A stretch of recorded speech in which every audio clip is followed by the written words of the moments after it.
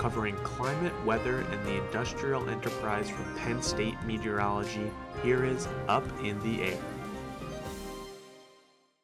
Hello everyone, welcome to this week's episode of Up in the Air. I'm Logan Williams. And I'm Zach Petty. We have a plethora of stories ranging from Punxsutawney Phil to the wildfires out in Australia, Logan. Yes, and we also have a feature from Zach regarding winter weather. But first, let's go to Update in the Air.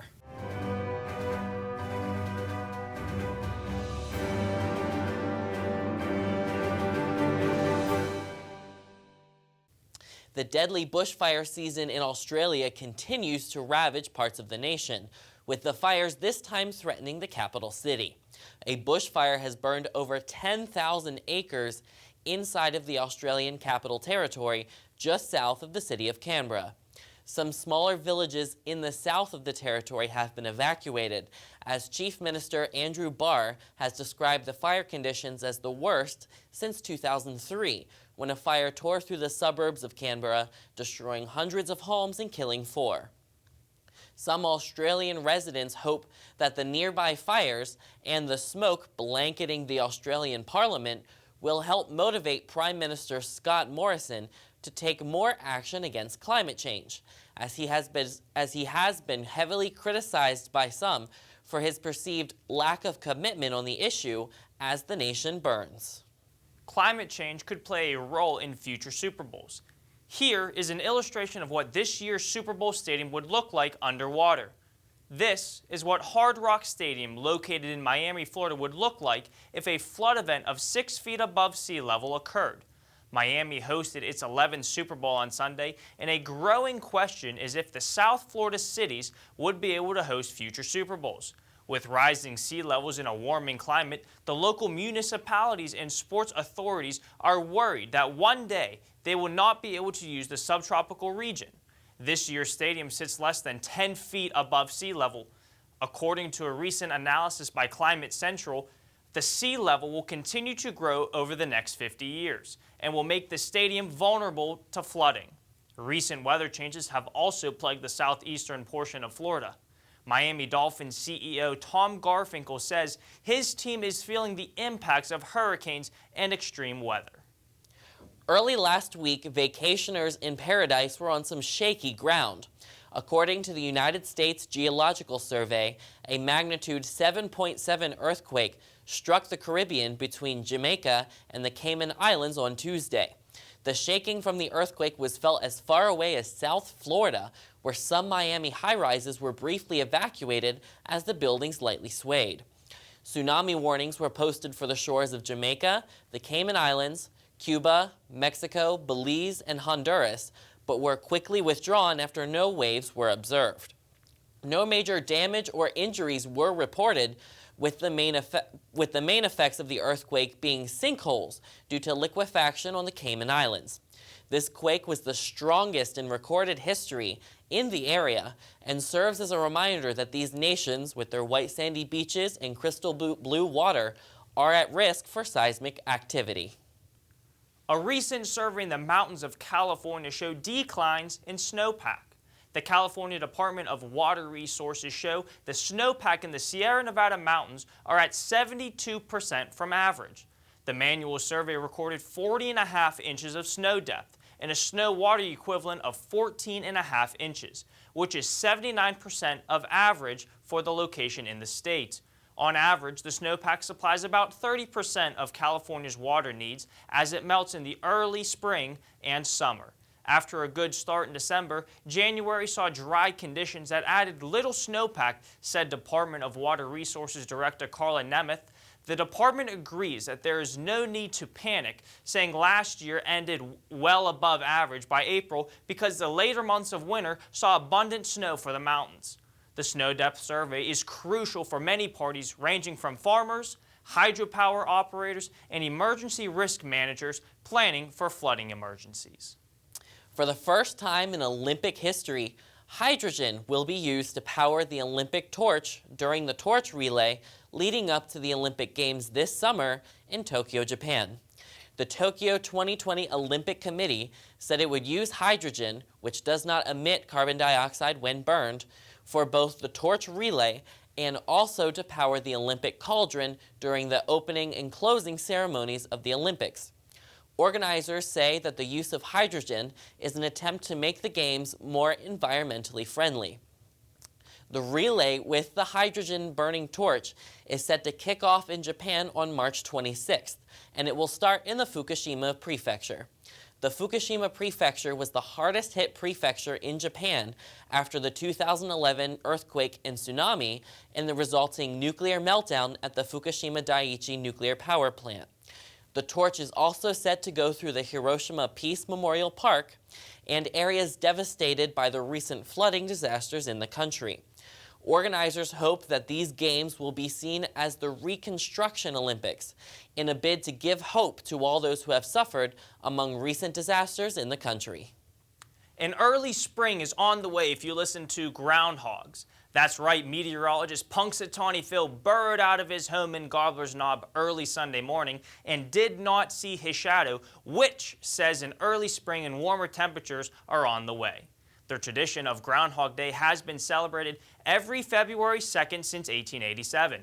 The organizers of the Groundhog Day event acknowledge that turning to a large rodent for weather is mostly used to break up the monotony of winter. NOAA has been collecting records of the event since the formation of the company, with Phil predicting more winter 104 times. And since 2009, Phil's predictions has been right 40% of the time, according to NOAA.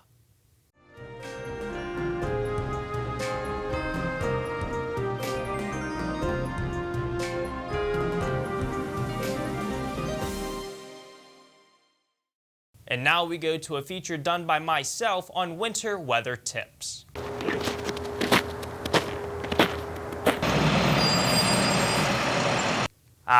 The typical sound for most of winter is the crunching of snow beneath your boots and the sounds of plows scraping on the wintry roads.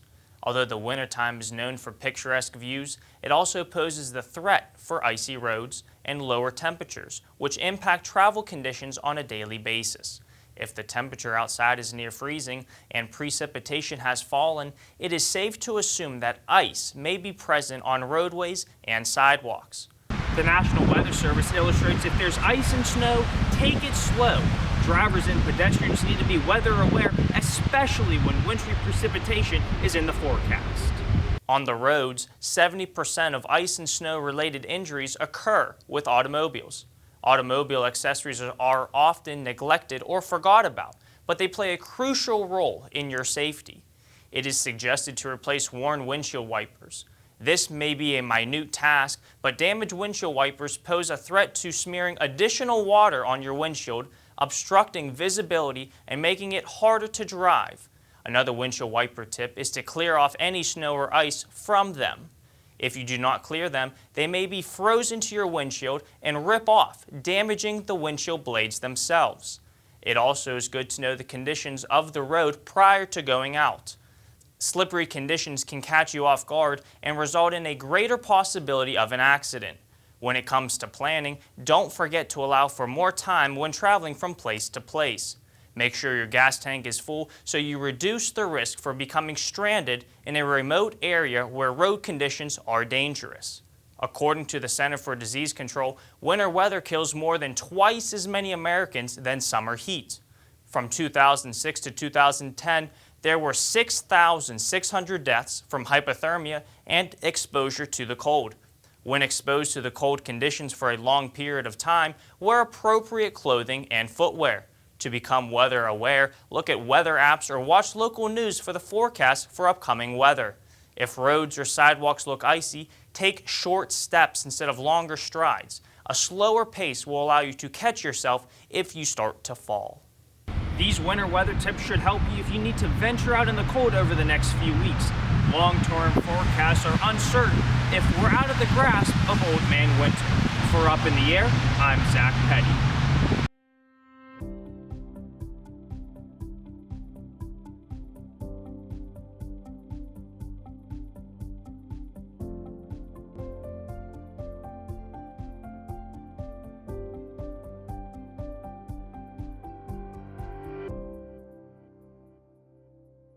Welcome back. Logan, we had some higher temperatures to start off our weekend. I even think we broke a record, right?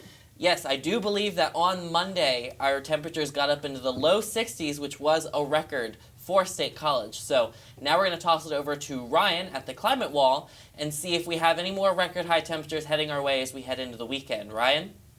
Yeah, I don't know about that, Logan and Zach, but I don't know about you guys. I'm a snow lover, and I'm really disappointed in the amount of above normal temperatures we have had this winter season. And speaking about normal, for this time period, average high is 36 degrees, average low 21 degrees, and a record low is all the way back when records began, 1895, a record low of a bone-chilling -13, and then that record high was 60 degrees in 1991, which is what we did hit on Monday. So definitely, it's really been a warm winter season.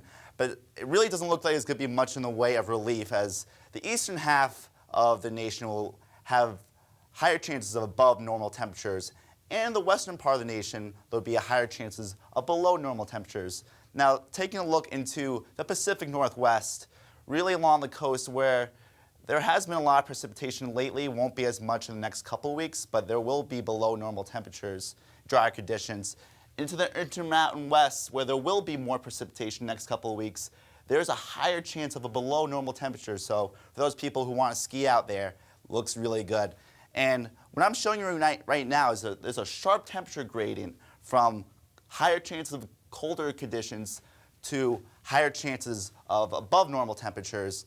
And that's really where that storm track's going to be throughout the next couple of weeks. Now, taking a look in the hot spot of the nation, Florida, where we just did have our Super Bowl in Miami, temperatures are really going to start to rise. And heading further up into the mid-Atlantic and into the Northeast, not quite as warm above average, but still decent chances of above normal temperatures. Now, precipitation outlook, really, it's going to be pretty stormy the next couple of weeks, especially into the heart of the nation. But the only exception is the Pacific Northwest into Northern California, where there was a lot of stormy conditions a couple weeks ago, but there's a little bit more in the way of relief. Into the heart of the nation, Memphis, Mississippi, Missouri, Arkansas, really high chances of above normal precipitation. And into the mid-Atlantic Northeast, not as great once again, but nonetheless higher chances of above normal precipitation. In the drought monitor, not much has changed, but there could be some relief, especially really it's in the Four Corners, but more on that later. Pacific Northwest, right along the coast, not much going on. But as we move inland, really some moderate drought occurring right now. But heading to the Four Corners, where in the next couple of weeks, where there could be a high chance of above normal precipitation, a lot of this drought may go away, which is great news for people who really need it, especially in that area. Into Texas, really exceptional drought, severe drought, has been pretty consistent for the past several months. And now there has been some abnormally dry conditions popping up into the Gulf Coast. It's been something that's been pretty new, and really it's really seasonable for this time of year. Not much in the mid-Atlantic Northeast, just the Delmarva, just a little bit of a normally dry conditions. Snow depth for our continent right now, really in the Pacific Northwest and the Intermountain West, where again, I'm a huge snow lover and I love to ski, so I would love to get out here and ski with all this fresh powder in Wyoming, Idaho, really extending all the way into Canada. But unfortunately, once we head into the mid-Atlantic Northeast, below normal in terms of snow depth. Really, it's a little bit overdone as State College, not much of the way of snow right now. But CDC, it's this time of year, there's been good widespread flu for really the entire country. The only change we have is in Oregon, which went from regional to widespread flu. In Washington, D.C., we do have some regional activity, but as we go into the Pacific Ocean, right here in Hawaii, there has been some regional effects of the flu. Now, as we take into the consideration of weekend plans, there could be a snowstorm potentially.